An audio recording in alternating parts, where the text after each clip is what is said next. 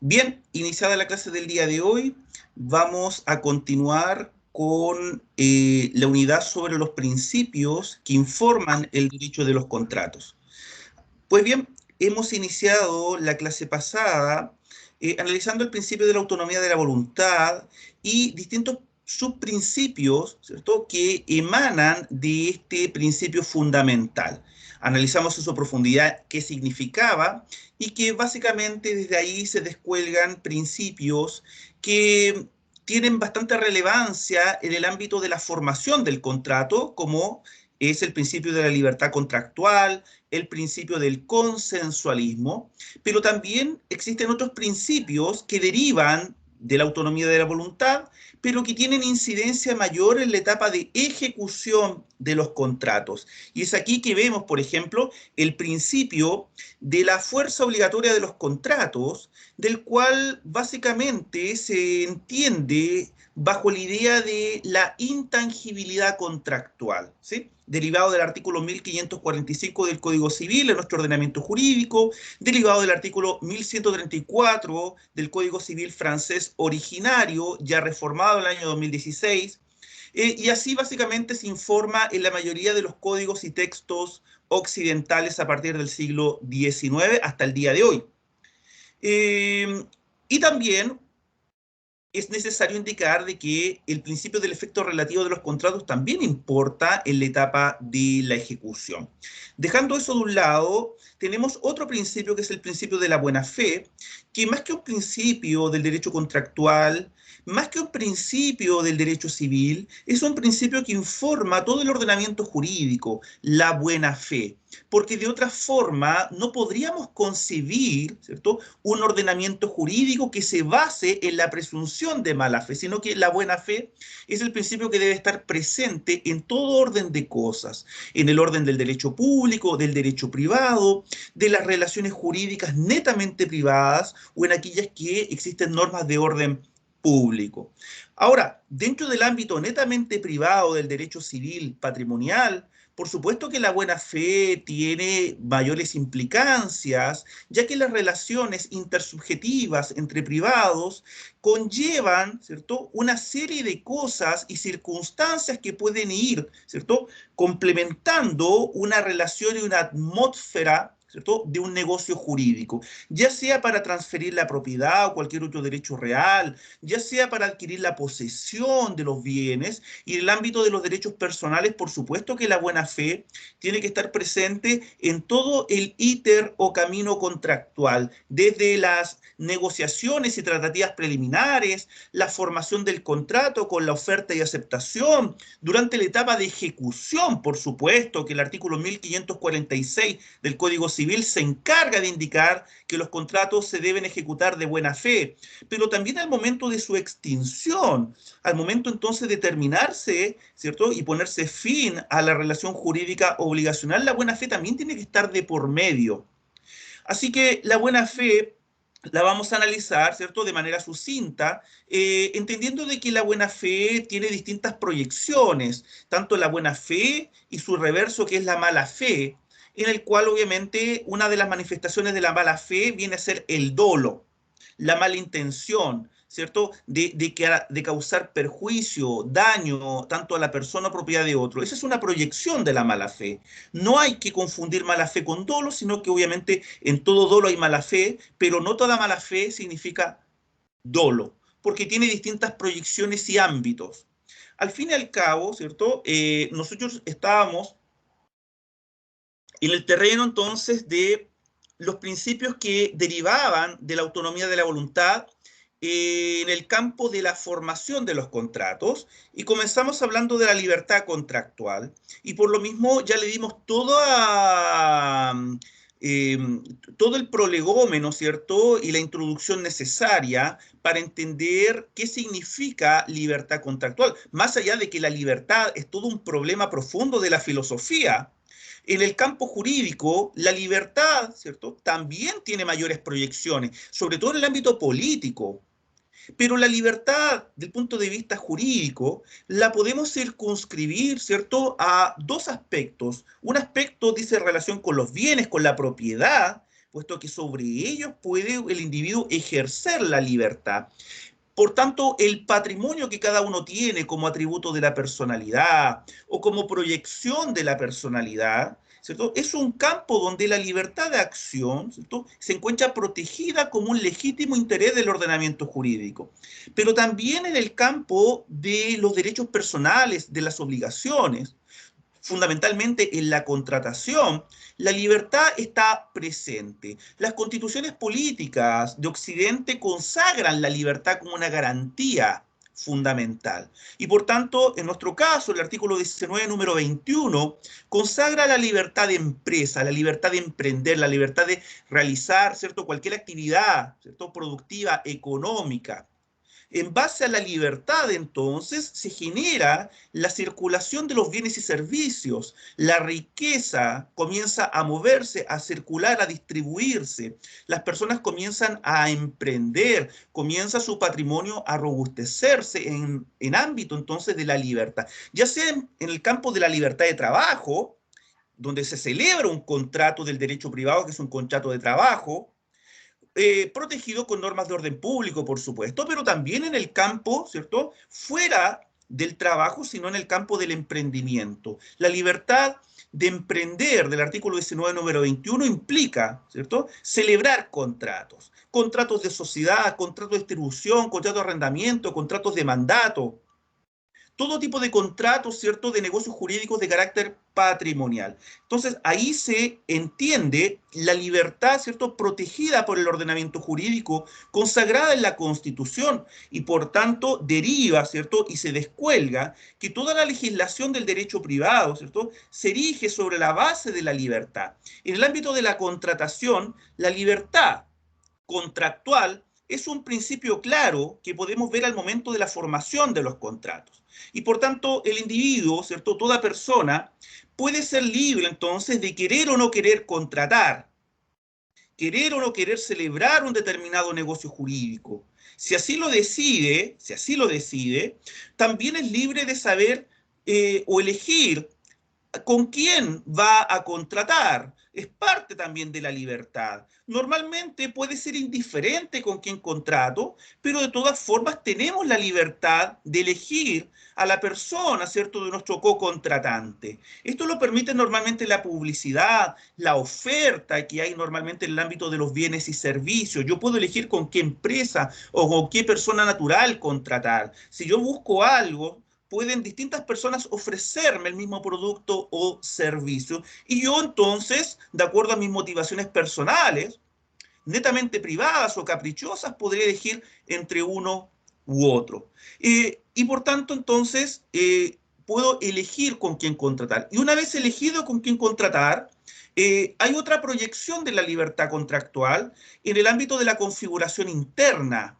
¿sí?, de la configuración interna del contrato. Dice relación con las cláusulas, con el contenido contractual, con las estipulaciones que libremente entonces van, ¿cierto?, a indicar, ¿cierto?, y van obviamente a agregar, ¿cierto?, a complementar en el contrato. Y es lo que obviamente genera, ¿cierto?, el contenido mismo contractual de la relación jurídica obligacional que van a hacer a partir del contrato. Así que estas tres dimensiones de la libertad: libertad de conclusión, la primera; libertad de elección, y la tercera, entonces, libertad de la libre configuración, ¿cierto? En cuanto al contenido contractual, se encuentran protegidas, y en el ámbito abstracto y teórico, el sentido perfecto de la libertad es que se consagren y se cumplan estos tres ámbitos. Sin embargo, la vida real nos pone frente a situaciones donde, por razones de interés general, por razones de circunstancias propias del mercado, por cuestiones o aspectos de utilidad, y razones derechamente legislativas, ¿cierto?, puede cualquiera de uno de estos ámbitos verse mermado, ¿sí?, verse mermado.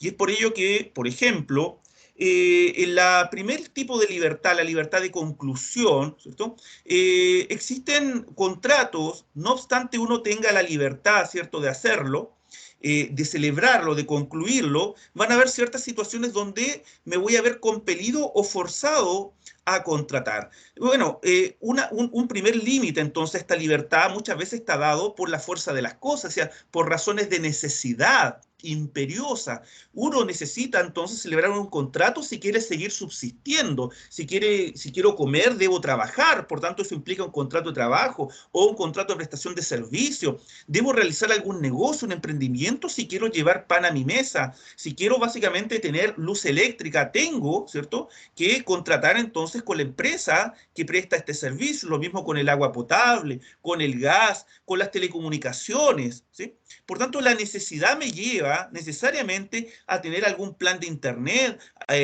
móvil o de la casa y contratar básicamente televisión.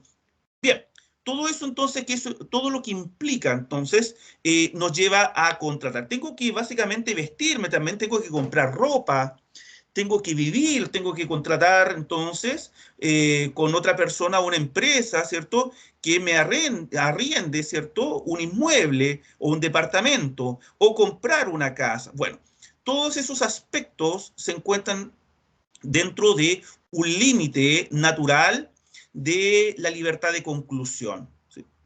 Pero también encontramos otros límites ya de carácter legal, que son los llamados contratos forzosos, que son contratos que la ley, ¿cierto?, ordena sin miramientos, sin excepciones, celebrar con determinadas empresas o personas si quiero realmente cumplir una finalidad determinada. Y en esto entonces vuelvo a poner a colación como ejemplo el seguro obligatorio automotriz. Si no contrato ese seguro, la municipalidad no va a dar curso a mi permiso de circulación. ¿Sí? Y si no tengo el permiso de circulación, no podré entonces este año, ¿cierto?, poner mi vehículo en circulación. No puedo entonces conducir mi vehículo. ¿Me expongo a qué si me hacen un control de carabineros? Me expongo a muchas sanciones, ¿sí? De paso, ¿cierto? El vehículo se va a ir a un corral porque no está en condiciones entonces de ser conducido. Incumplo muchas leyes, ¿cierto?, de carácter administrativo, decretos de carácter municipal, en fin. ¿Por qué? Porque era obligatorio sí o sí celebrar ese contrato. Pues bien, lo normal es que uno tenga cierta libertad de conclusión, ¿cierto? Pero muchas veces no se tiene completamente por estas razones. Ahora, la libertad en el segundo ámbito, en la segunda dimensión, de elegir a mi co-contratante. Lo normal entonces es que uno puede elegir bajo el capricho que uno quiera, pero a veces esta libertad se ve limitada, muchas veces por razones de mercado, por la estructuración de los monopolios, porque pueden haber monopolios que son naturales, monopolios que son aceptados, ¿cierto?, en razón de la oferta y demanda y las peculiaridades propias que puede tener el mercado en una determinada localidad, ciudad, región o país. Por lo menos, por ejemplo, se dan los monopolios en el ámbito, ¿cierto?, de las energías, del agua potable, puesto que son empresas privadas las que ofrecen este servicio y normalmente no hay lugar de colocación en el mercado para que hayan dos o tres empresas que brinden este servicio, ya que la cantidad de inversión es tan grande que no daría rédito para que existiese a lo mejor una competencia en la luz eléctrica, en fin. En otros servicios sí hay más posibilidades de elegir, porque hay competencia, por ejemplo, en compañías de teléfono, compañías de internet, de cable, en general. Pero normalmente el caso de los monopolios, ¿cierto?, nos obliga solamente a contratar con un único oferente, ya sea por las razones que sean, razones de mercado, razones de ley, razones de utilidad, ¿cierto? Los monopolios, ¿cierto?, o los grandes consorcios nos obligan simplemente a contratar con un solo oferente. Los monopolios normalmente cuando se aceptan se dan por la naturalidad, por la naturaleza del mercado. Por supuesto que los monopolios de por sí, ¿cierto?, son irregularidades, son mercados imperfectos, que de forma artificial crear un monopolio se encuentra prohibido en general por las leyes de carácter económico, pero normalmente van a haber monopolios de forma excepcional. Y en esos casos, por supuesto, la libertad de elegir, ¿cierto?, a mi co-contratante se encuentra entonces imposibilitada. Esas son las razones. Por lo demás, ¿cierto?, ustedes saben que pueden siempre elegir con quién contratar normalmente. Eh, bueno, ¿qué otro aspecto más? El tercer aspecto, que es de la libre configuración. Bueno, aquí también nos encontramos muchas veces con limitaciones, ya sea, ¿cierto?, porque existen los llamados contratos dirigidos. Contratos dirigidos son aquellos que, en general, el contenido contractual, las cláusulas del contrato, ¿cierto?, no son negociables, ¿cierto?, entre los privados. Ni siquiera son impuestas por una de las partes, sino que son impuestas por la propia autoridad. Y cuando hablo de la autoridad, derechamente pueden estar interpuestas por ley o por decreto. Básicamente, o es la autoridad administrativa a través del poder ejecutivo, o es el poder legislativo, ¿cierto?, el que da el contenido contractual. Y normalmente se da esto, los contratos dirigidos, que por razones de utilidad pública, por razones también de solidaridad, por razones de bien común, ¿cierto?, no queda entregado entonces al arbitrio de la posición dominante de una de las partes, que normalmente será la empresa, sino que es el propio Estado el que establece determinadas cláusulas. ¿Para qué? ¿Para qué? Para que en este contexto entonces no se pueda pasar a llevar, ¿cierto?, el plano de igualdad, o por lo menos se trata de equilibrar aquí la relación contractual, no quedando al arbitrio entonces de la parte mayormente favorecida o que tiene mayor poder de mercado o mayor fuerza en la contratación. Así, el Estado puede establecer los precios, dependiendo de determinadas circunstancias, puede establecer las regulaciones de tarifa, los reajustes, lo cual obviamente está dentro del terreno, entonces, de los servicios básicos a la comunidad. En el caso, por ejemplo, de los transportes, muchas veces es la autoridad la que fija, junto con los empresarios normalmente, el tema del alza. En fin, todos estos aspectos de reajuste pueden estar incorporados, ¿cierto?, en esta temática. A ver, doña Javiera levantó la mano, díganos. Sí, profesor, ¿el contrato social sería un contrato dirigido? ¿A qué se refiere con el contrato social? Al contrato de la sociedad, de que nosotros tácitamente nos regimos por un ordenamiento jurídico y todo eso de la teoría de los contractualistas, ¿entraría en el contrato, es que sería eso un contrato dirigido o estaría mezclando, diciéndolo vulgarmente, peras con harina o cosas así? Velas con harina, nunca lo había escuchado, pero está No, bueno. creo que era diferente, pero A entraría. ver, y usted pregunta básicamente por las teorías contractualistas que vienen a explicar el surgimiento de la sociedad y del Estado, ¿cierto? Sí. Que viene esto de muy antiguo, ya viene de Aristóteles, que se entiende de que la sociedad es un fenómeno natural, ni siquiera hay contrato. Pero ya en el ámbito, ¿cierto?, de la visión ilustrada, Hobbes, Locke, han interpretado, ¿cierto?, el surgimiento de la sociedad a partir de una visión contractualista. En la visión más famosa está por Jean-Jacques Rousseau en su obra El contrato social. Pero quiero decirle básicamente que estas expresiones contractualistas, ninguno de los autores, ¿cierto?, afirmó que existió un contrato históricamente.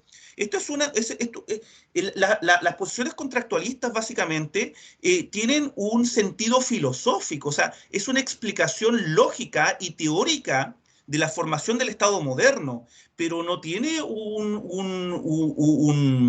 sustrato histórico.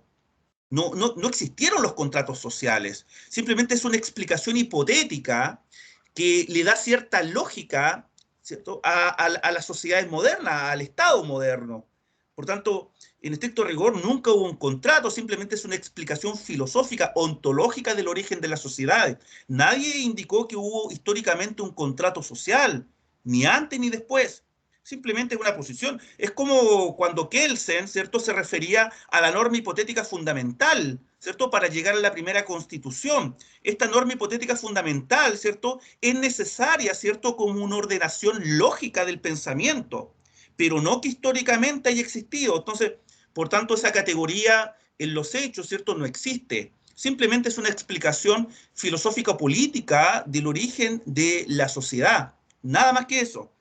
Por supuesto que, y en el evento que existiese, y en el evento que existiese, bueno, particularmente no estaría dentro de estas categorías porque particularmente eh, particularmente no obedece al sentido genuino de la palabra contrato, ¿sí? Más allá de ser una convención, ¿cierto? En el ámbito político. Es una convención simplemente. Y por tanto, uno asume sobre la base de que elige vivir en sociedad por esa razón. Porque de lo contrario nos vamos a un cerro a vivir, ¿cierto? Y a ver cómo sobrevivimos. ¿Cierto? A ver cómo sobrevivimos en el desierto, a ver cómo sobrevivimos a la orilla del mar, fuera de la sociedad. A lo mejor a algunos les va bien, a otros les va mal, a lo mejor algunos duran 2 días y mueren. Pero si lo eligieron, bueno, ahí está su libertad. Pero eso obviamente en un campo netamente hipotético y político. Así que creo que la visión del contrato social, ¿cierto? No tiene cierto parangón, ¿cierto? En estos conceptos de libertad de lo que estamos hablando. Esa es mi respuesta, pero Ya, por supuesto profesor, que muchas pero usted gracias puede, por la aclaración. sí, usted puede disentir, por supuesto. Así que no, aquí no vamos a entrar en mayor detalle aquí. Usted puede disentir, Muchas ¿cierto? A lo gracias. mejor hay visiones que lo apoyan. Bien, ¿dónde nos quedamos? En la configuración interna. Eh, ¿Qué estaba hablando? Los contratos dirigidos, ¿cierto? Es una categoría contractual que de hecho ustedes van a estudiar cuando hablemos de las clasificaciones de los contratos, de paso. La lección que viene, la unidad que viene es de la clasificación de los contratos, así que ya tienen que comenzar a estudiarla. Si ustedes me preguntan dónde la estudio, bueno, en cualquier libro manual está la clasificación de los contratos, clasificaciones legales y clasificaciones doctrinarias, ¿sí? El propio texto, ¿cierto?, de López Santamaría, ¿cierto?, dedica un capítulo a la clasificación de los contratos. Gonzalo Figueroa Yáñez también se refiere a este tema. Así que, de plano, ¿cierto?, comienzan ustedes a profundizar en estas categorías, que son categorías extrañas. Quizás el concepto de contrato dirigido y contrato forzoso, ¿cierto?, que acabo de indicar, a lo mejor no se condicen con la visión clásica que tenemos de contrato como un acuerdo de voluntades regido por la autonomía de la voluntad, y la libertad contractual tiene que básicamente estar consagrada y expandirse en todo ámbito recóndito, ¿cierto?, de toda la voluntad volitiva, ¿cierto? No, quizá estamos un poco fuera, pero al fin y al cabo son contratos.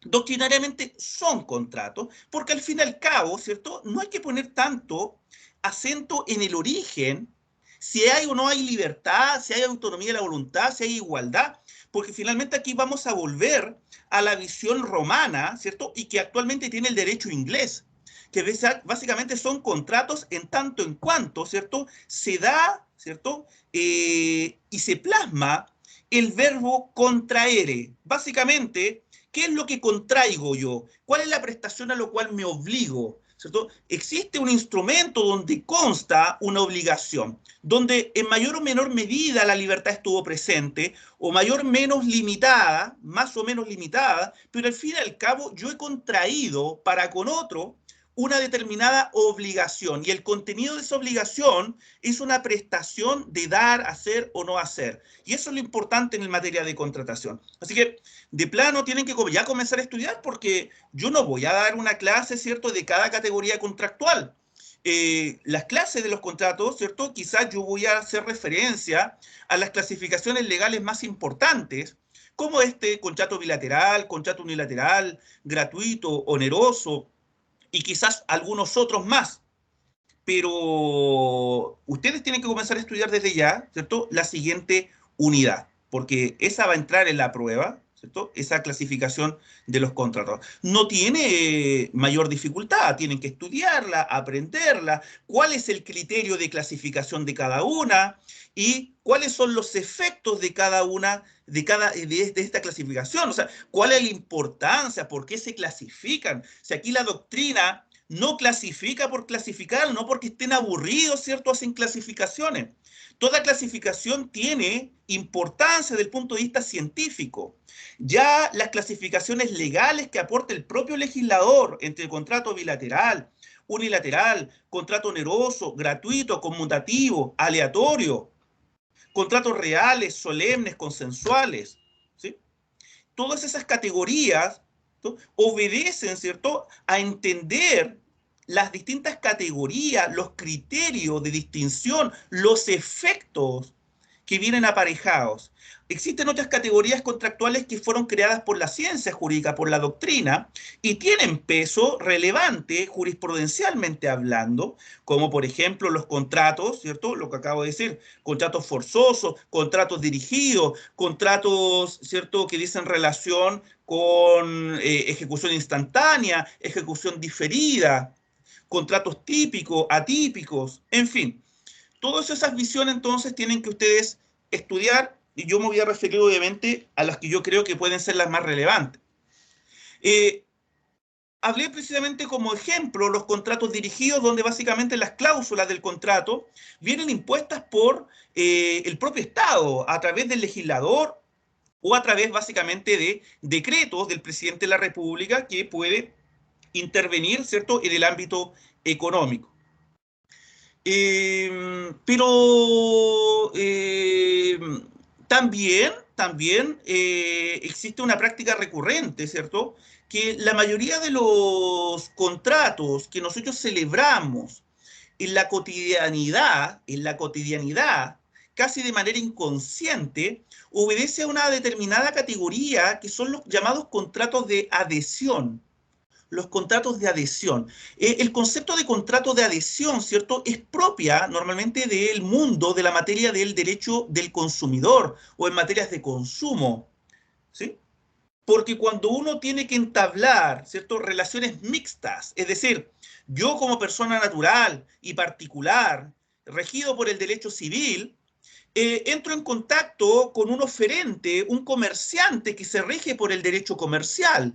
Por tanto, la síntesis entre derecho civil y derecho comercial en el ámbito básicamente para llegar a una cierta igualdad o equilibrio, lo da entonces el derecho del consumo, el derecho del consumidor, que al igual que en el derecho del trabajo es un derecho protector, con normas de orden público, sigue siendo derecho privado, sigue rigiendo en general normas del derecho civil o normas del derecho comercial, pero finalmente en las relaciones entre consumidores y proveedores, ¿cierto?, que si bien es una relación jurídica privada, existen normas de orden público. La autoridad viene a regular determinadas actividades económicas, que es lo que se llama el derecho regulatorio.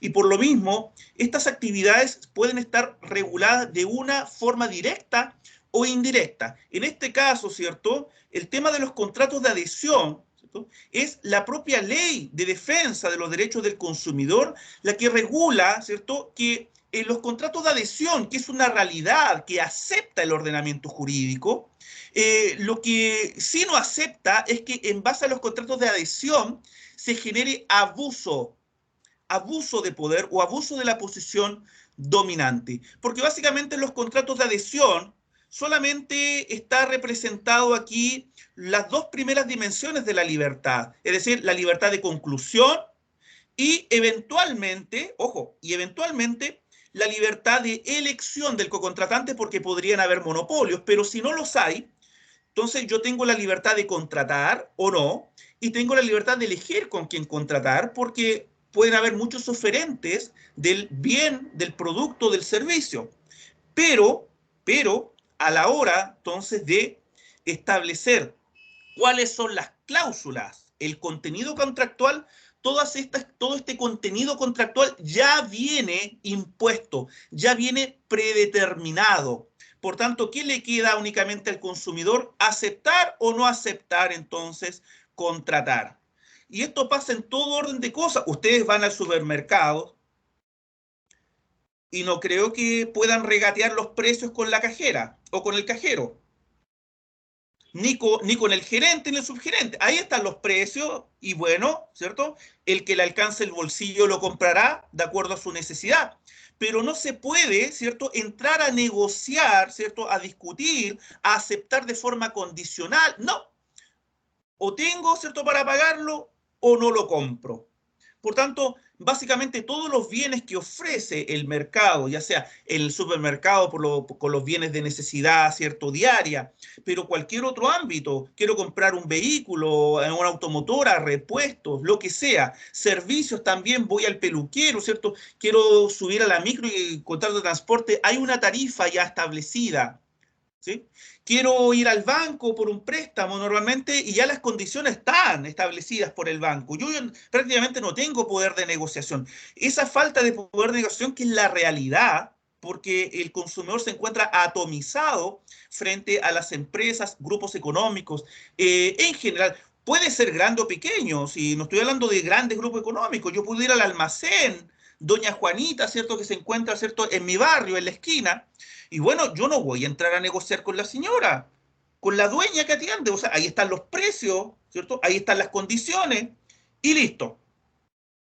Porque normalmente, ¿cuál es el ámbito de la negociación que nos queda? Bueno, cuando yo me pongo aquí a la Feria de las Pulgas, cuando voy a la Feria de las Pulgas, yo voy a elegir algo que necesite y bueno, normalmente uno le pregunta el precio y uno hasta puede decir, bueno, es muy caro, no sé, una rebaja y comienzan a negociar el precio.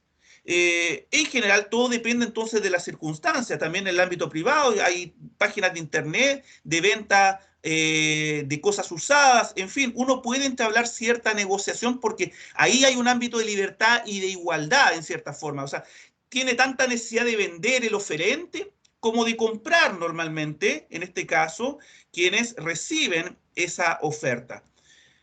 Bien, don Pablo Espinosa, díganos. Sí, profesor, en el ámbito teórico, digamos, eh, ¿cuál libertad es como más importante? ¿La del proveedor, la del vendedor o la del cliente, en este caso? La del consumidor, ¿no? La del consumidor, sí, sí. ¿Cuál se valora más, digamos, como por la teoría, por la doctrina, por la teoría? A ver, del punto de vista constitucional, ambas libertades tienen igual peso, ¿sí? Lo que ocurre es que el derecho trata de evitar que ambas libertades que son legítimas, eh, ninguna de ellas abuse de la vulnerabilidad de la otra, lo cual obviamente ocurre, pero podría ocurrir con mayor fuerza si no estuvieran los mecanismos de contrapeso. Ese es el punto. Por tanto, en la ley de protección al consumidor, la ley se pone, ¿cierto?, del lado del consumidor, ¿cierto? De hecho, el famoso discurso, ¿cierto?, norteamericano de Kennedy que decía, todos somos consumidores. En ese ámbito, todos somos consumidores. No importa, ¿cierto?, la posición que uno tenga en la sociedad, en algún momento todos somos consumidores, por tanto, esa libertad debe ser protegida porque es una libertad que en el ámbito real y social tiene menos peso frente a la libertad normalmente de un oferente, pero menos peso del punto de vista real y sociológico. Pero ambas libertades son igual de legítimas y es por ello que la ley obviamente viene a resguardar y proteger aquella parte que es más débil. Y precisamente en los contratos de adhesión, la propia ley de derecho y defensa del consumidor se encarga, ¿cierto?, de establecer una cierta regulación donde se refiere a las llamadas cláusulas abusivas, ¿sí? Las llamadas cláusulas abusivas. Aquellas cláusulas que, sin importar que estén en el contrato, sin importar de que el consumidor las haya leído, sin importar que las haya firmado y aceptado, aún así esa cláusula no produce efecto. porque son cláusulas abusivas. Normalmente hay cláusulas abusivas que dicen relación, por ejemplo, con establecer la competencia de los tribunales, cláusulas abusivas que, por ejemplo, pueden negar el derecho a reclamo del producto defectuoso, cualquier cláusula abusiva que dice relación, ¿cierto?, con negar el derecho de retracto. En general, cláusulas abusivas, ¿cierto?, que implique normalmente una desventaja desproporcionada del consumidor, entonces, hacia el proveedor. Y por lo mismo, esas cláusulas abusivas están establecidas así, ya que van a ser nulas. Aunque la persona entonces, aunque el consumidor las haya aceptado, leído, firmado, aún así, entonces quedan fuera. ¿Por qué? Porque ya suficiente ventaja tiene el proveedor con los contratos de adhesión, ya sea de servicios o productos que entonces ofrece el mercado. Ya suficiente ventaja tiene con aquello. Por tanto, la poca libertad que tiene el consumidor, básicamente, que es de conclusión, acepta o no acepta, por lo menos esa aceptación no sea entonces empañada, ¿cierto?, o desmejorada aún más por un abuso en las cláusulas. Muchas veces uno tiene que celebrar un contrato en el acto y tiene que básicamente leer como 10 páginas. Y hay personas que se evitan leerla y firman, ¿sí? Siempre uno dice, uno firma sin leer. Bueno, al fin y al cabo, para esas personas que firman sin leer, por lo menos, ¿cierto?, el derecho los protege con las llamadas cláusulas abusivas. El derecho del consumidor protege al consumidor, pero ojo, en tanto en cuanto se encuentre informado, porque hay algunas cláusulas que pueden parecer abusivas, pero no lo son sobre la base de la información, porque el principal deber del consumidor, el principal deber es informarse. En determinados casos, aún informado, determinadas cláusulas siguen siendo abusivas. Por tanto, simplemente es ponerse de lado, ¿cierto?, de la parte más débil. Bueno, eso básicamente son las tres dimensiones de la libertad contractual, ¿cierto? Y por supuesto, ¿cierto? Vamos a dar por cerrado, ¿cierto?, este tema aquí y vamos a referirnos brevemente a otro principio que emana de la autonomía de la voluntad y que de alguna forma ustedes ya lo habrán escuchado, que es el principio del consensualismo. El principio del consensualismo. Conforme a este principio, en el ámbito de la formación de los contratos, encontramos la idea base de que solo el acuerdo de voluntades es suficiente para dar nacimiento a las obligaciones. Se expresa bajo el aforismo de que el solo consenso obliga.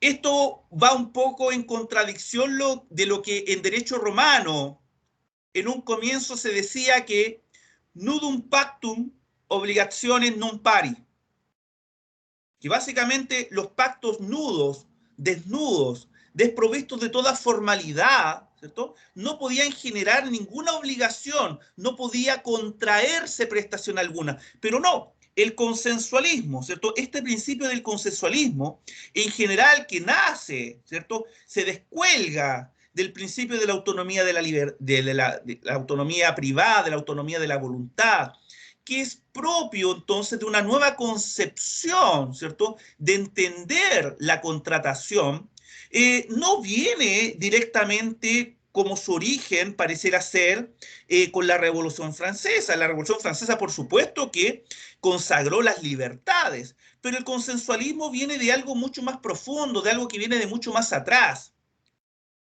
De mucho más atrás. Entendamos que básicamente el inicio del derecho contractual era netamente formal.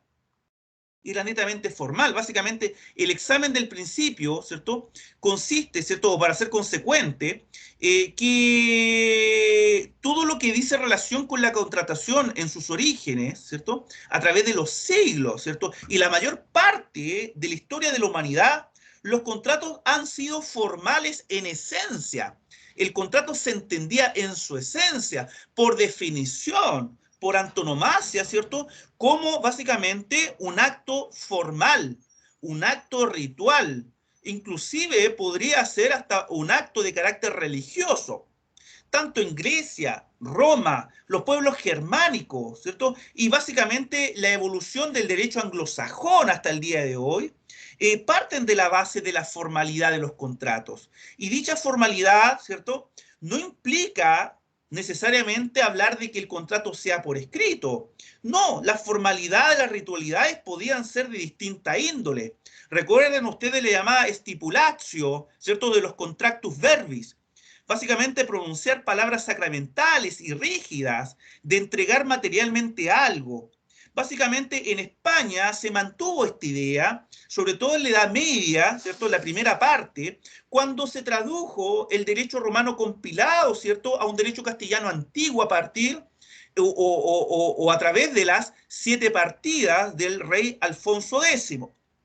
Entonces, para ser consecuente, ¿cierto?, ahora, en el día de hoy, con el dogma de la autonomía de la voluntad, ¿cierto?, se debe afirmar o se afirma que existe un principio entonces que subyace en el día de hoy a través de la contratación, que es el principio del consensualismo contractual. Así, los contratos quedarían perfectos por la sola manifestación de la voluntad interna de las partes. El consensualismo entonces, si bien viene a consagrarse, a cristalizarse a partir del derecho de los contratos modernos o clásicos, mejor dicho, a partir de la Revolución Francesa en adelante, el consensualismo básicamente viene de mucho más atrás. Solo surge, por supuesto, en los tiempos modernos, ¿cierto? En los tiempos modernos. Cuando hablo de los tiempos modernos, ¿a qué me estoy refiriendo yo?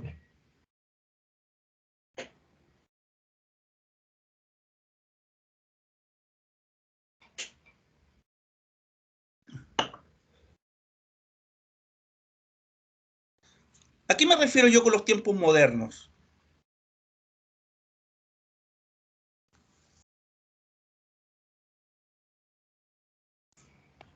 A la actualidad, en los tiempos de pandemia. No, a las etapas históricas. ¿Qué se entiende por los tiempos modernos? Luego de la Revolución Francesa. Esa es la edad contemporánea. ¿Recuerdan ustedes que existen varios tiempos, cierto?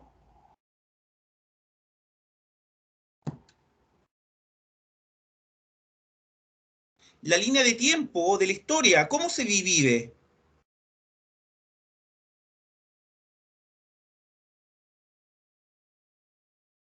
A partir del siglo XVIII en adelante, XIX. No me refiero a eso. Cuando uno habla de los tiempos modernos, se refiere básicamente a las edades de la historia. ¿Cuál fue la primera edad de la historia? Edad antigua. ¿La prehistoria? Ya, bueno, podríamos partir con la prehistoria, si bien ahí todavía no hay historia, por algo en la prehistoria, ¿sí? Pero en general la prehistoria comienza con la aparición, obviamente, de los primeros seres humanos. Y obviamente es la arqueología, la antropología la que se encarga de reconstituir, ¿cierto?, todo ese ámbito. En la historia de la humanidad, ¿cierto?, o en el tiempo de que el hombre estuvo, ¿cierto?, apareció en la Tierra, ¿cierto?, la prehistoria lo podríamos dejar como el primer estadio, ¿sí? Vamos a presuponer. Y este es el periodo más largo. Este es el periodo más largo. Así que, básicamente, la prehistoria se ha dividido a su vez en etapas o periodos también. El paleolítico, ¿cierto? El neolítico, ¿sí? La edad de los metales, del cobre, del bronce, del hierro, en general. Todo eso básicamente implica la prehistoria. ¿Y por qué no había historia? ¿Por qué se le llama prehistoria? Porque básicamente la historia en el sentido genuino, ¿cierto?, es la edad antigua. ¿Y con qué parte de la edad antigua? ¿Con qué invención? ¿De la escritura? Exactamente, con la invención de la escritura hace aproximadamente 5.000 años. ¿Sí? Y termina la edad antigua, ¿cierto? ¿En qué momento?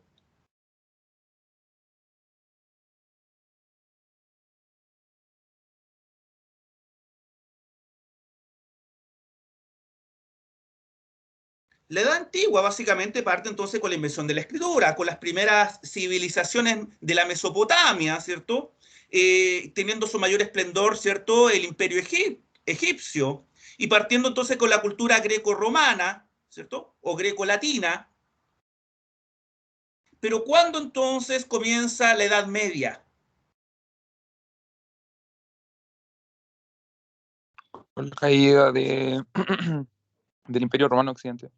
Exactamente, la caída del Imperio Romano de Occidente, básicamente en el siglo V, 476, normalmente se estima la caída del Imperio Romano de Occidente, ¿cierto? El último emperador, Rómulo Augusto, que básicamente ahí termina, ¿cierto?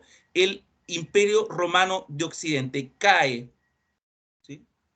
Y obviamente el Imperio Romano sigue en Oriente, ¿cierto? Con Bizancio por 1000 años más, pero la Edad Media comienza ahí. Y por tanto, la Edad Media, ¿cierto? Es un periodo de historia bastante largo, ¿cierto? Y que culmina con la Edad Moderna. Los tiempos modernos, me refiero a la Edad Moderna. ¿Dónde podemos básicamente situar los tiempos modernos? Hay distintas fechas, pero más o menos todas calzan entre el siglo XIV, siglo XV. Este periodo de transición entre Edad Media y Edad Moderna también se le denomina Renacimiento, ¿sí? Y por tanto hay muchos hechos históricos que coinciden con el inicio de la Edad Moderna, como por ejemplo la Reforma Protestante, ¿cierto? Ocurrida por Lutero y Calvino. También el descubrimiento de América en 1492. ¿Se dan cuenta? Por tanto, yo me refiero entonces a los tiempos modernos de la edad moderna, porque nosotros actualmente estamos en la edad contemporánea. Y la edad contemporánea básicamente lo marca el hito de 1789, del siglo XVIII, la Revolución Francesa, da el inicio a la edad contemporánea. Por tanto, cuando hablo de los tiempos modernos, se tienen que situar entonces fines de la Edad Media hasta antes de la Revolución Francesa.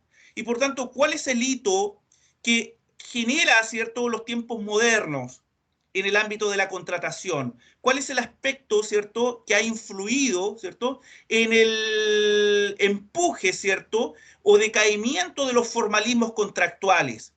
Básicamente fue el desarrollo del comercio, ¿sí? Los estados se comenzaban a formar, los estados europeos y los reinos comenzaban a formarse, a agruparse, y por tanto se dio mayor actividad, ¿cierto?, de intercambio, cooperación, guerras, por supuesto que habían, pero también el comercio a través, ¿cierto?, de los propios, el comercio interno, ¿cierto?, y el comercio, ¿cierto?, entre distintos estados y reinos. Por tanto, el derecho de los comerciantes, ¿cierto?, nació, ¿cierto?, y comenzó a elaborarse, ¿cierto?, lo que se llama en el día de hoy la lex mercatoria, ¿cierto? El derecho que rige, ¿cierto?, las relaciones de comercio e intercambio entre distintos estados, como un lenguaje común. Y por tanto, en razón entonces del comercio, de la actividad mercantil, se dio empuje, ¿cierto?, a que el formalismo comenzara a decaer y comenzara básicamente a entenderse de que la actividad comercial evoluciona y es más dinámica, ¿cierto? No puede quedar amarrada, ¿cierto?, con los formalismos, rituales, con la excesiva participación administrativa del Estado, formulismo, papeleo en general. Por tanto, la actividad comercial tiene que entenderse como el libre intercambio de bienes y servicios, se le debe dar mayor libertad. Y de ahí viene esta famosa frase, ¿cierto? Famoso lema, ¿cierto?, de la visión de los fisiócratas, ¿cierto?, en los tiempos modernos, de darle empuje al comercio, que decían laissez-faire, laissez-passer, básicamente que nos dejen básicamente hacer, nos dejen realizar nuestra actividad económica con mayor libertad. Así que es por ello, ¿cierto?, que ya de los tiempos modernos el consensualismo comienza a establecerse como una idea, ¿cierto?, que se comenzó a entablar, ¿cierto?, a evolucionar, ¿cierto?, y a adquirir entonces una mayor preponderancia. Y por lo mismo, ya los propios autores franceses, previo a la codificación, ¿cierto?, como Potier y sobre todo básicamente Collin y Capitan, el régimen del contrato consensual fue siempre algo excepcional a través de la historia. El proceso básicamente de declinación de los formulismos y la formalidad se consolidará básicamente ya en el siglo XVII. en el siglo XVII. Y por supuesto que el mayor empuje vino ya a fines del siglo XVIII, ¿cierto? Con la nueva visión del contrato, el contrato clásico. La visión clásica del contrato es que es la que tenemos, ¿cierto? A partir, ¿cierto?, de la codificación francesa, donde la libertad contractual y la autonomía de la voluntad parten de la base de que las personas son libres e iguales en dignidad, en derecho. La libertad, la fraternidad, la igualdad deben estar presentes en todo ámbito de relaciones sociales y sobre todo las relaciones jurídicas de intercambio. Y por lo mismo entonces vuelve entonces a esta idea, ¿cierto?, que los pactos, la sola manifestación de voluntad, la convención, ¿cierto?, es suficiente para entender de que la obligación ha nacido. Una vez perfeccionado un pacto, un acuerdo de voluntad, es decir, una vez, ¿cierto?, generado el consensus, por la sola manifestación de voluntad de las partes, es que en el día de hoy entonces entendemos que las obligaciones nacen. Y en este caso el contrato es entendido como un acuerdo de voluntades, ¿sí? Un acuerdo de voluntades, ¿cierto?, destinado a producir determinados efectos jurídicos, así queridos por las partes, así queridos. Por tanto, estos efectos jurídicos, que básicamente el más importante es que nazcan derechos y obligaciones, se encuentra entonces sancionado y protegido por el derecho, por el ordenamiento jurídico, el derecho objetivo. Toda esta importancia, ¿cierto?, y la complejidad en la evolución, ¿cierto?, de mayor libertad, ¿cierto?, de comenzar a generarse, entonces un ámbito de la autonomía de la voluntad está entonces entregado en el ámbito de la formación de los contratos en esta dimensión con el principio del consensualismo. Y por tanto, en el día de hoy, ¿cierto?, el consensualismo está como idea básica, como idea base, como proyección de la autonomía privada, y por tanto lo podemos ver reflejado, ¿cierto?, en nuestro propio Código Civil, básicamente en el artículo 1443, en la parte final, cuando define al contrato consensual como aquel que se perfecciona por el solo consentimiento, para ponerlo en contraposición de los contratos reales y de los contratos solemnes. Y de aquí básicamente llega la idea de que si bien el consensualismo está presente en nuestra legislación a partir de la categoría del contrato consensual, no es menos cierto que a partir, ¿cierto?, sobre todo ya del siglo XX, la necesidad, ¿cierto?, se entiende que la necesidad, ¿cierto?, de que no obstante la voluntad viene a ser lo más importante a la hora de la formación del contrato, y que esta voluntad debe estar protegida, tanto así de que en el evento de que la voluntad se encuentre viciada, da origen a un vicio del consentimiento que da lugar finalmente a la nulidad del acto o contrato. Sin embargo, el principio del consensualismo está en el día de hoy lleno de excepciones,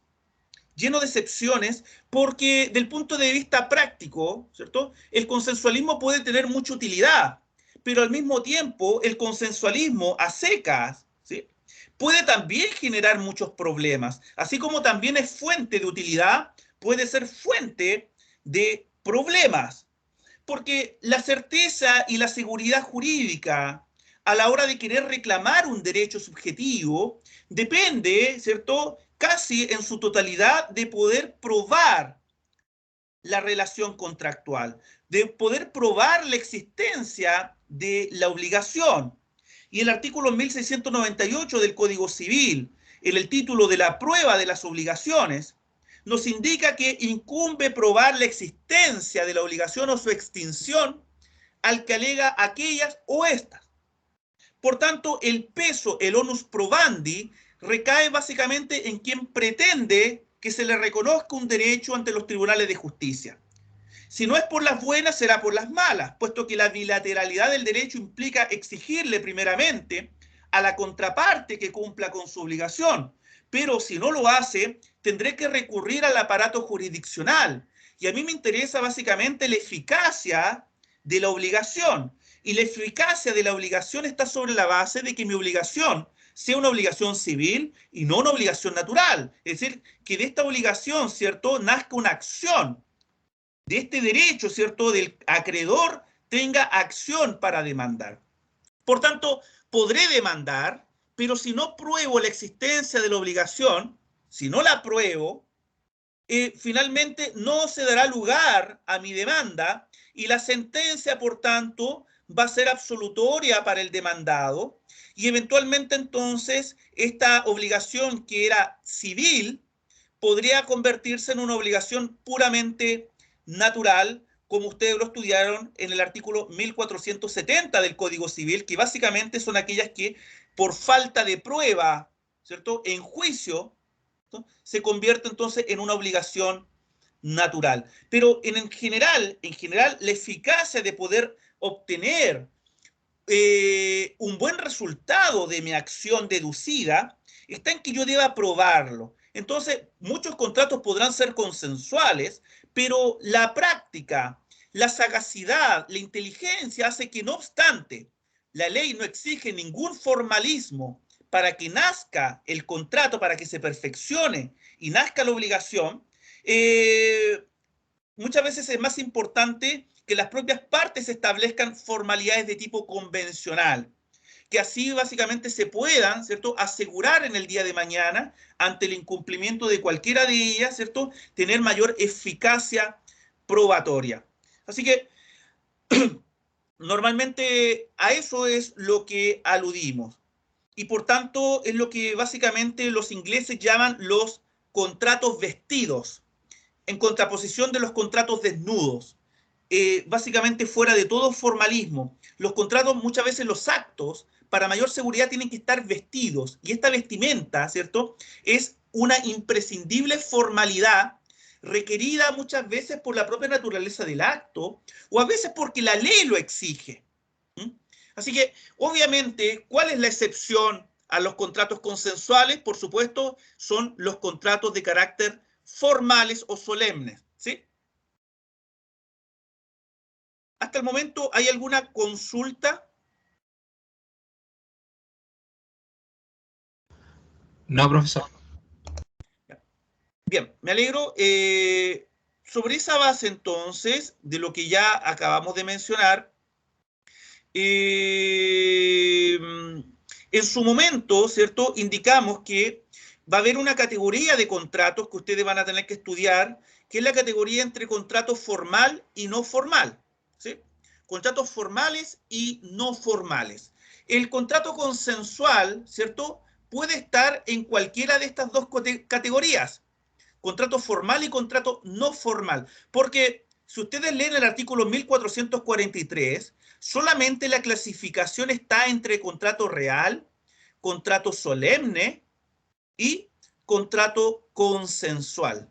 Pero vamos a llegar al punto que el contrato consensual está definido ahí en un sentido de que solo el consentimiento es necesario para que se perfeccione el contrato.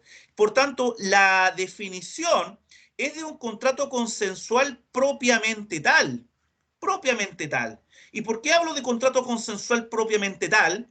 Porque en estos contratos consensuales corresponde a esta concepción de contrato o pacto desnudo. El nudum pactum. Por ejemplo, el contrato de compraventa de una cosa mueble, un contrato de transporte, son contratos consensuales que uno celebra día a día. Yo voy a comprar pan, ¿cierto?, al almacén de la esquina. Me subo a una locomoción colectiva y pago. Normalmente el consentimiento ya está dado, ¿cierto? Y después yo cumplo con la obligación que nace del contrato de transporte, del contrato de compraventa, de alguna minucia para comer, que necesiten el día a día, en fin. Son contratos consensuales propiamente tales que obedecen a la definición del Código Civil y son propiamente tales porque se trata básicamente bajo esta concepción moderna de un pacto o contrato desnudo, ¿sí?, desprovisto de toda formalidad, ritualidad, formulismo. Sin embargo, están los otros contratos consensuales formales o contratos consensuales impropios, donde siendo por su naturaleza consensual, porque solo basta el consentimiento para que se perfeccionen, ¿sí? No son ni contratos reales, ni son contratos solemnes.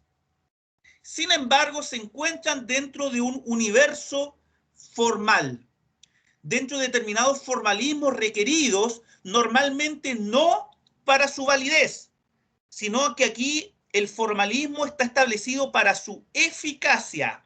Y es aquí donde tengo que entrar. Para su eficacia, el cumplimiento de determinadas formalidades dicen relación normalmente con su eficacia. Y así, por ejemplo, las formalidades habilitantes, las formalidades de prueba, las formalidades de publicidad, las formalidades administrativas, las formalidades convencionales, las que se dan las propias partes, ¿cierto? Inciden básicamente entonces en la eficacia contractual, que normalmente estos contratos, aun siendo consensuales bajo su nombre, ¿cierto?, normalmente deben cumplir, ¿cierto? Se le impone, ¿cierto?, a las partes la obligación de establecer determinadas o cumplir determinadas formalidades, so pena de consecuencias jurídicas negativas que en ningún momento podría significar la nulidad irrestricta del acto, ¿sí? La nulidad irrestricta del acto. Podrán ser otras sanciones. A lo mejor la nulidad puede estar establecida, pero ya no es en relación de la naturaleza, sino en razón del estado y calidad de las partes. Por ejemplo, una formalidad habilitante, el incumplimiento de esta puede dar lugar a la nulidad relativa del acto, Sin embargo, como es nulidad relativa, un acto puede ser ratificado, puede ser saneado. Por tanto, entonces, no necesariamente se llega a la nulidad, ya que estas formalidades no están en razón de la naturaleza del acto, sino en razón del estado o calidad de las partes o de otras circunstancias que la ley puede establecer para una mayor eficacia. Por ejemplo, en el contrato de trabajo, aludimos que es un contrato consensual, pero deberá constar por escrito. Y esta obligación de constar por escrito es una formalidad establecida en la ley, pero es una formalidad de naturaleza administrativa, en razón básicamente de proteger al trabajador, para darle eficacia tanto a ambas partes, empleador o trabajador, puedan básicamente hacer constar la relación laboral. De no escriturarse, esta es una obligación que pesa para el empleador, y por tanto las sanciones las va a contraer el empleador. Multas, sanciones administrativas de distinta índole o inclusive en razón del onus probandi. Lo mismo ocurre con el contrato de arrendamiento de predios urbanos, ¿sí? Cuando el contrato no consta por escrito, existe una sanción, y es que se presumirá que la renta, el precio, el canon, será el que declare el arrendatario. Así lo establece el artículo 20 de la ley de arrendamiento. Entonces, hay sanciones, hay formulismos, pero en razón entonces de determinados aspectos de eficacia que quiere dar el legislador. Así, entonces, existen formalidades, entonces indiqué formalidades habilitantes, formalidades de prueba, formalidades de publicidad, formalidades administrativas o formalidades de carácter convencional, ¿sí? Por tanto, aquí tenemos dos grupos de contratos consensuales propiamente tales y contratos consensuales formales o contratos consensuales de carácter impropio, porque básicamente, no obstante ello, se lleva, ¿cierto?, a celebrar, ¿cierto?, bajo determinada formalidad. Leímos en su momento el artículo 1708 y 1709 del Código Civil, donde establece que hay determinados contratos que deberán celebrarse por escrito, pero esta formalidad es una formalidad de prueba. No incide en la validez, sino incide en la eficacia, en el poder de probar y acreditar la relación jurídica obligacional. Y por tanto las sanciones, ¿cierto?, están establecidas en esas propias normas. No me voy a referir nuevamente a ellas, puesto que ustedes ya las deberán conocer. Por tanto, ¿existen excepciones al principio del consensualismo? Claro que sí, porque en la vida común, entonces, los contratos los cuales nos vamos a encontrar van a ser contratos solemnes. Hay muchos contratos, entonces, que por su importancia, el contrato, entonces, será solemne. Y cuando hablo de contrato solemne, entonces, me refiero a ese tipo de formalidad llamado ad solemnitatis.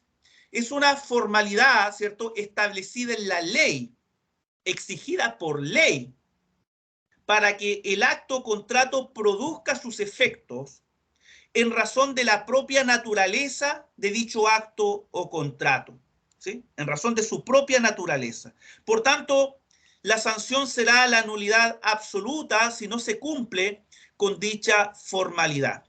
Si ustedes leen el artículo 1443, el Código Civil habla de contratos reales y contratos solemnes, ¿sí? Pero bajo la definición que di de solemnidad, ¿cierto?, pareciera ser que los contratos reales simplemente es una subcategoría de un contrato solemne genérico, porque toda formalidad exigida por ley, escúcheme bien, toda formalidad establecida en la ley para el valor de un acto o contrato, es decir, para que pueda producir efectos jurídicos, para su validez, y cuya omisión será que no producirá dichos efectos, ¿sí?, obedece básicamente a la categoría de contrato solemne.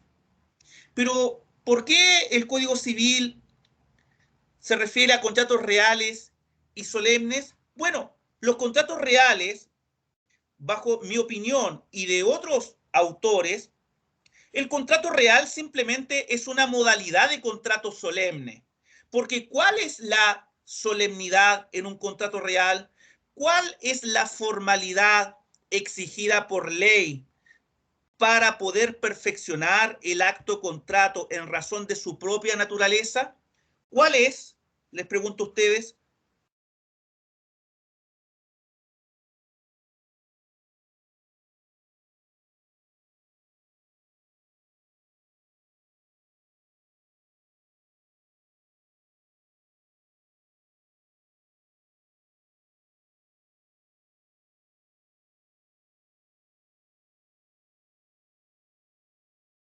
¿Cuál es? Lo dice el propio artículo 1443. ¿Qué se requiere más allá de la voluntad, más allá del consentimiento para perfeccionar el acto o el contrato en los contratos reales? ¿Qué se requiere? ¿Qué es lo adicional que exige la ley para entender perfeccionado el contrato? ¿Cómo dice? Las formalidades. ¿Pero cuál? ¿Cuál en un contrato real? ¿Cuál es esa formalidad que exige la ley?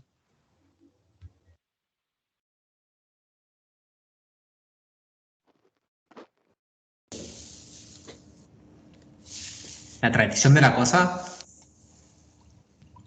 ¿Ven? ¿Se dan cuenta? Aprendan, por favor, porque les va a pasar el examen de grado y le van a dar por mala la respuesta. Si yo pregunto, ustedes responden. La respuesta es afirmativa, asertiva, no interrogativa. ¿Cómo van a hablar con interrogación?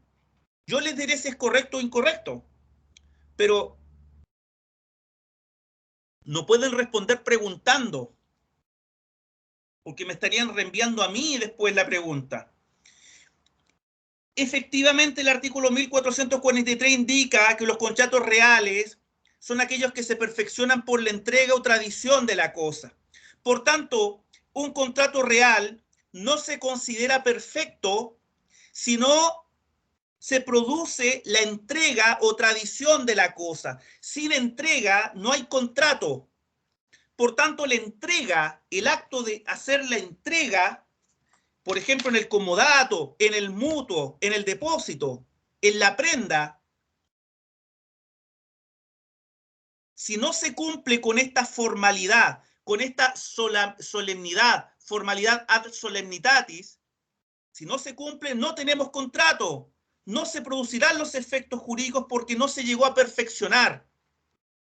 Por tanto, la solemnidad básicamente viene a ser la forma por la cual se canaliza el consentimiento. Porque ¿de qué otra forma lo canalizo si no es por aquella formalidad ad solemnitatis que exige la ley? Tanto así que si no se da la solemnidad, para muchos autores el contrato es inexistente porque hay ausencia de consentimiento, porque básicamente la solemnidad es la forma por la cual se encausa el consentimiento y tendrá muchas otras utilidades. Podré probar la existencia de la obligación de mejor forma, todo lo que usted quiera, pero en primer lugar, la solemnidad está establecida en razón de la naturaleza del contrato, para que tenga validez. No producirá efecto si se omite la solemnidad. Por tanto, la primera excepción al consensualismo lo tenemos en los contratos solemnes, en términos amplios. ¿Sí?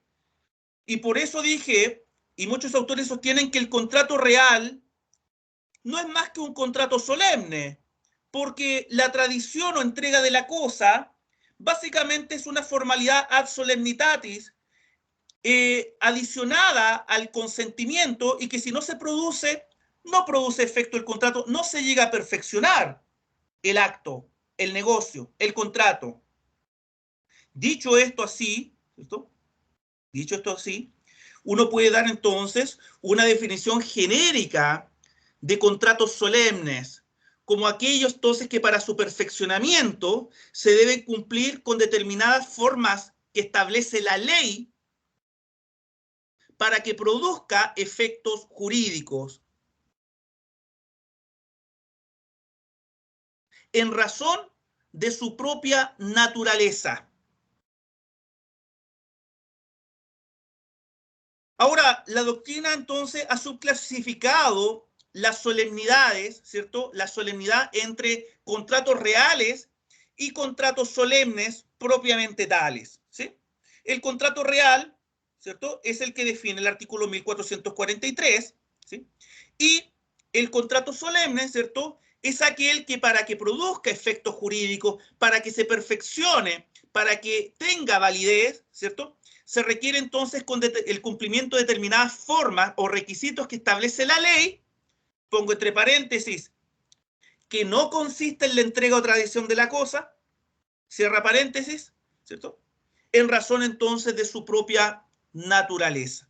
Claro, porque normalmente si nos referimos a un contrato solemne, puede ser básicamente la compraventa de un inmueble. La solemnidad es la escritura pública. La compraventa de derechos hereditarios también es por escritura pública. El contrato de hipoteca, la solemnidad también está en la escritura pública. Pero también existen otras solemnidades que consiste simplemente en que el contrato se celebre por escrito. O sea, la sola escrituración ya es una solemnidad, como puede ser en el contrato de promesa. Estoy buscando aquí. Nos dice el artículo 1554, digo, la promesa de celebrar un contrato no produce obligación alguna. Ojo, no produce obligación alguna, salvo que concurran las circunstancias siguientes. Número 1, que la promesa conste por escrito. Por tanto, promesa que no consta por escrito es una promesa entonces que no producirá efecto civil alguno. Por tanto, la escrituración, la simple escrituración, ¿dónde lo escribo? ¿Lo escribo en una servilleta?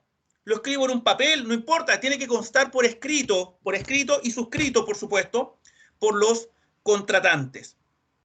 He ahí una solemnidad en razón de la naturaleza del acto o contrato. Por tanto, básicamente, la solemnidad en general, la formalidad ad solemnitatis en general, es una gran excepción entonces al consensualismo. Y está básicamente, más que por razones de eficacia, son por razones de validez. O sea, sin el cumplimiento de la solemnidad, el contrato no produce efecto jurídico alguno. El contrato puede ser inexistente, ¿cierto? O el contrato puede ser, ¿cierto?, susceptible de nulidad absoluta, dependiendo de la visión doctrinaria, pero a lo menos es nulidad absoluta del contrato. Esto es el concepto de solemnidad en general, puesto que aquí incluye tanto contratos reales como contratos solemnes propiamente tales. Y digo propiamente tales porque obviamente en ambos casos se cumple con el concepto de solemnidad.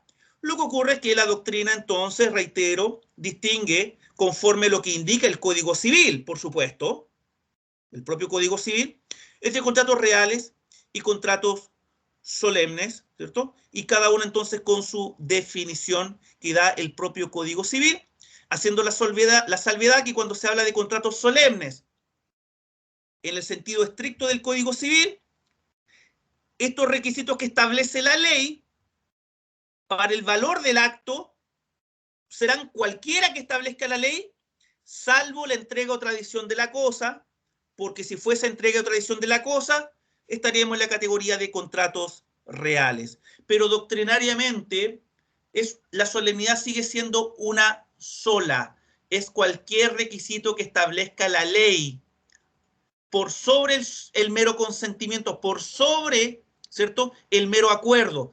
Todo requisito que establezca la ley, aparte del acuerdo, aparte del consentimiento, y que dicho requisito incida en el valor, en la validez del acto o contrato, en razón de su naturaleza, significa entonces que es una formalidad ad solemnitatis, una solemnidad.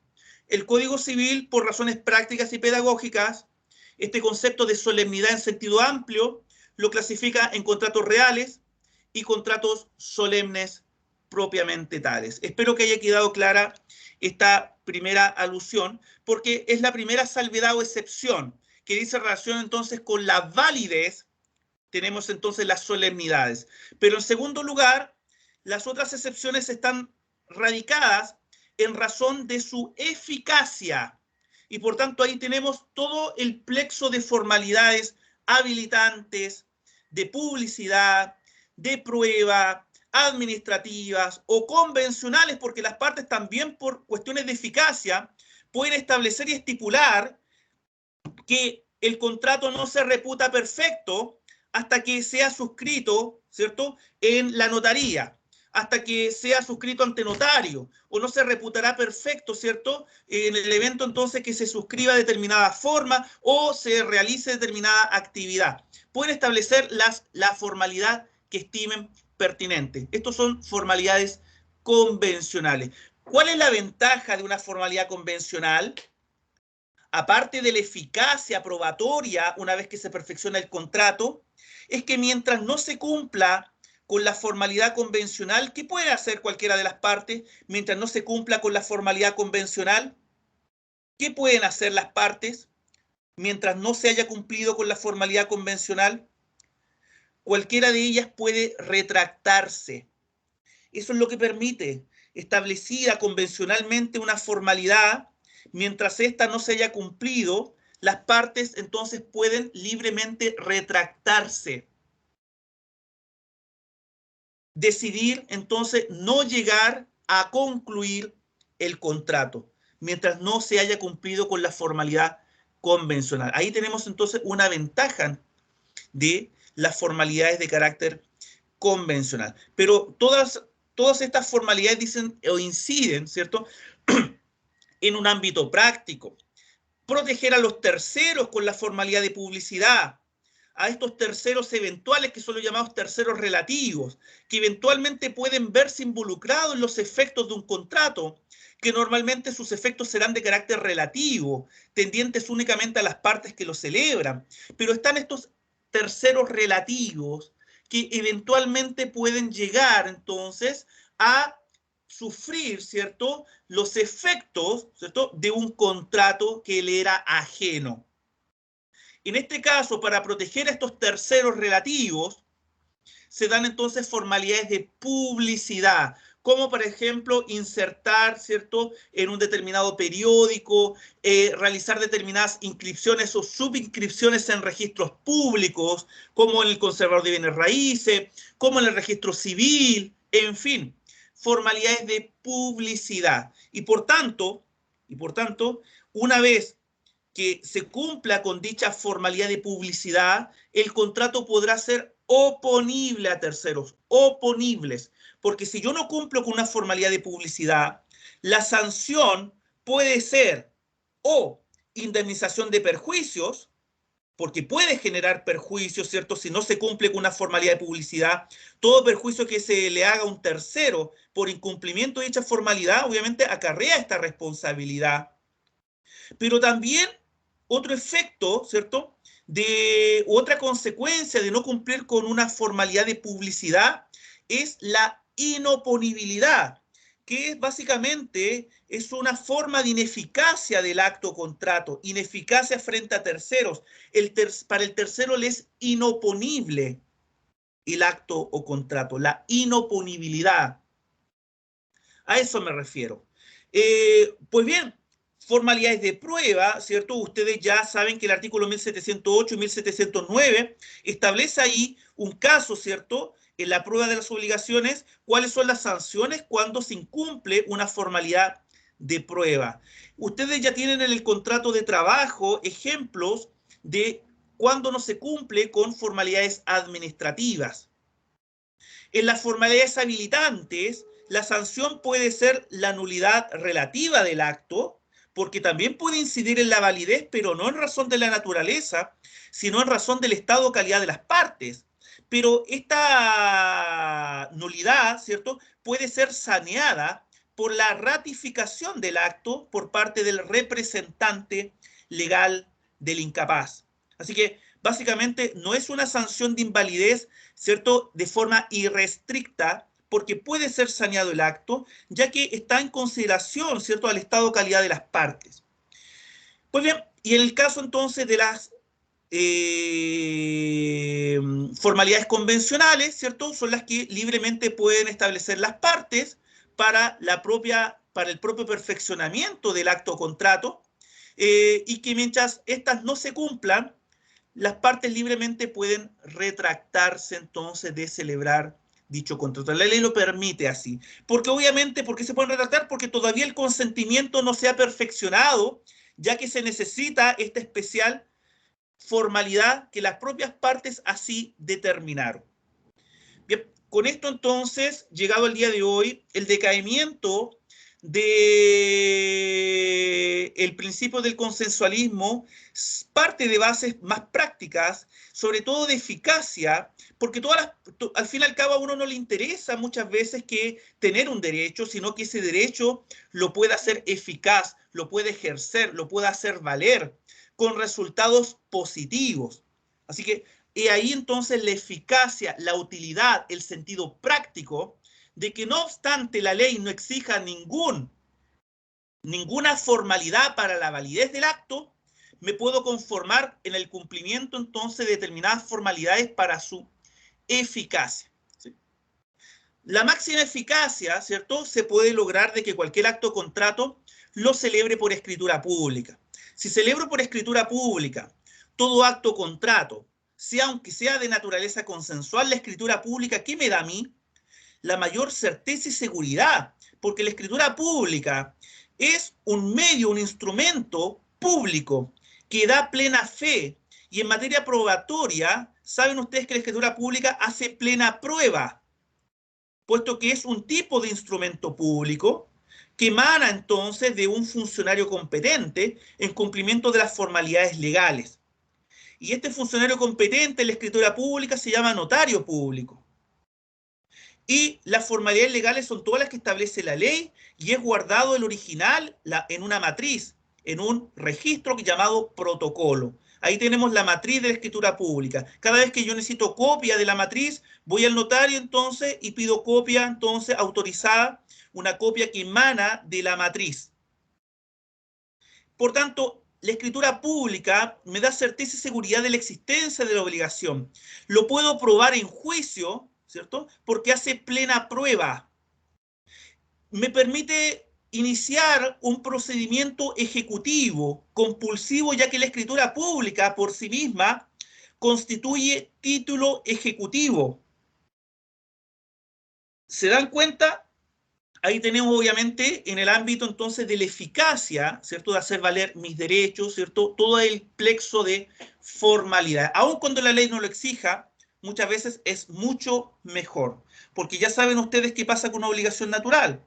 Básicamente entonces una obligación que puede nacer civil, puede mutar o degenerar en una obligación natural. Sobre todo, ¿por qué?